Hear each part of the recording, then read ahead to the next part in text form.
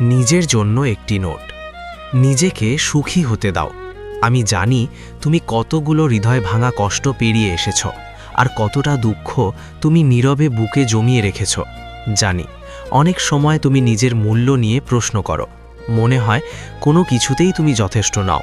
কিন্তু আজ আমি চাই তুমি এটা জানো, তুমি সুখী হওয়ার যোগ্য। যা তুমি পাওয়ার যোগ্য তার চেয়ে কমে আর কখনো নিজেকে আটকে রেখো না।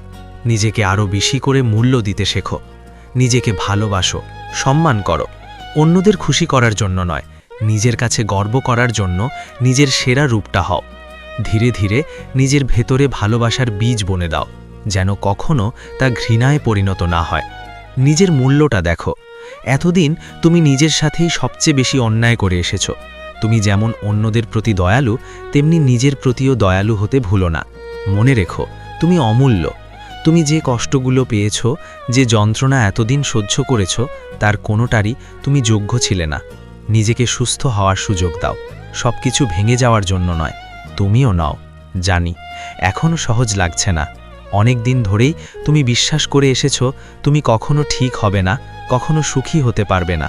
কিন্তু আজ নিজেকে মনে করিয়ে দাও, ভালো হওয়া, সুখী হওয়া এখনও দেরি হয়ে যায়নি। একদিন তুমি বুঝবে নিজেকে ঠিকভাবে যত্ন নেওয়া, নিজেকে ঠিকভাবে ভালোবাসাই তোমাকে সত্যিকার অর্থে মূল্যবান অনুভব করাবে। এমন মোটিভেশন পেতে মধ্যবিত্ত লেখক পেজটি ফলো করুন।